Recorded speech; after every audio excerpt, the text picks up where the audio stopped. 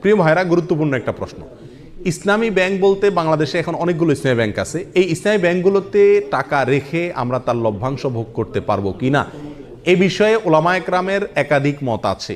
কিছু ওলামায়ে কেরামের গবেষণা অন্তে তারা বলেন যে ইসলামী ব্যাংকগুলো আমাদের দেশের পরিসরে কেন্দ্রীয় ব্যাংকের অধীনে থাকতে হয়, দেশের প্রচলিত নিয়মকানুন মেনে চলতে হয়, যার কারণে এবং অনেক ক্ষেত্রে সদিচ্ছার অভাব বা ঘাটতি থাকার কারণে পরিপূর্ণ ইসলামিক না। যেহেতু পরিপূর্ণ ইসলামিক না, অতএব সেখানে টাকা রেখে সেটার লভ্যাংশ খাওয়া জায়েজ হবে না। এটা হলো কিছু আলেমদের মত। এর বিপরীতে অন্য ওলামায়ে কেরাম বলেন, যেহেতু আমাদের সমস্ত ইসলামী ব্যাংকগুলোর শরিয়া বোর্ড আছে এবং সে শরিয়া বোর্ডে গ্রহণযোগ্য ওলামায়ে কেরাম বসে আছেন, তাদের দায়িত্ব হলো এটা ইসলামী পদ্ধতিতে চলছে কিনা মনিটরিং করা, পরামর্শ দেওয়া। তো সেক্ষেত্রে ওলামায়ে কেরামের এই শরিয়া বোর্ডের উপরে আস্থা রেখে তারা কি করছেন না করছেন ওই দায়িত্ব আমার না। আমি ওলামায়ে কেরামের শরিয়া বোর্ডের প্রতি আস্থা রেখে সেখান থেকে লভ্যাংশ খেতে পারি। দুইটা মত পেলাম কিনা? এই দুই মতকে সমন্বয় করে একটা তৃতীয় মত দিই আমি আপনাদের। সেটা হলো ইসলামী ব্যাংকগুলোতে টাকা জমা রাখা এক জিনিস, আর সেখানে বিভিন্ন মেয়াদে কিস্তিতে টাকা রেখে লাভ খাওয়া আরেক জিনিস। ইসলামী ব্যাংকগুলোতে টাকা রাখা শুধু জায়েজই নয়, বরং জরুরি এবং উত্তম, এবং একজন মুমিন হিসেবে আমরা বাধ্য টাকা জমা রাখা যে কোনো ইসলামী ব্যাংকে। কেন? কারণ সুদী ব্যাংকে আমি টাকা জমা রাখলে কেমন যেন তাদেরকে সুদী কারবারে কি করলাম, সহায়তা করলাম। আমার এই টাকাটা পেয়ে তারা সুদে সহায়তা করবে।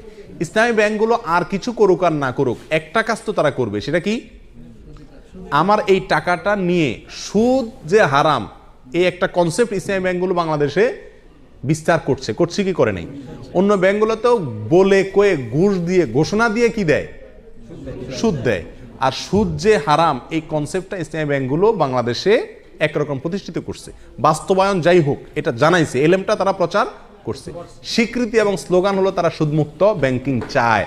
অতএব তাদের কাছে টাকা রাখা আর সুদী ব্যাংকে টাকা রাখা বেশ কম আছে না নেই? সুদী ব্যাংকে টাকা রাখা মানে সরাসরি সুদখোরকে আমি হেল্প করা, ঠিক না? তাহলে আমরা ইসলামী ব্যাংকের টাকা জমা রাখবো অন্য ব্যাংকের উপরে প্রাধান্য দিয়ে, এতে কোনো সন্দেহ নাই।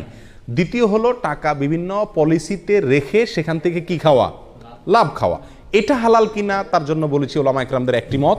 অনেকে বলেছেন যে এটা হালাল, কারণ এখানে শরিয়া বোর্ড আছে, ওনারা দেখছেন, আমার আর ভেতর দেখার দরকার নাই, বাকি দায়িত্ব তাদের, আল্লাহর কাছে তারা সব বিষয়ে তো আমি গভীরে যা দেখার দরকার নাই, জরুরি না। আর সবচেয়ে বড় কথা হলো তারা বলেন মুসলিম হিসাবে আমরা যেরকম মুসলিম, ভেজালও আছে ভালো আছে, ইসলামী ব্যাংকগুলো এরকম দুধের দোয়া না, তাদেরও ভুলও আছে সঠিকও আছে। কিন্তু তারা যেহেতু সুদের বিরুদ্ধে স্লোগান নিয়ে রাস্তা নামছে এবং ওটার বিরুদ্ধে একটা ফ্লো তৈরি করতে চাচ্ছে, অতএব তাদের ওখানে টাকা রেখে হালাল ব্যবসার পলিসিতে টাকা রেখে লাভ খাওয়া মাসে মাসে জায়েজ আছে। এটা হলো আমাদের মত।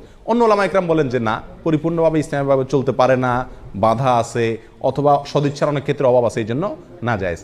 এক্ষেত্রে আমি বলবো তৃতীয় মতটি, সেটা হলো যদি আপনার বিকল্প কোনো পথ খোলা থাকে, তাহলে আপনি এই ব্যাংকে টাকা রেখে লাভ খাওয়ার চাইতে সরাসরি ব্যবসা করুন, সেটা সবচেয়ে নিরাপদ এবং ভালো, সন্দেহ থেকে দূরে থাকলেন।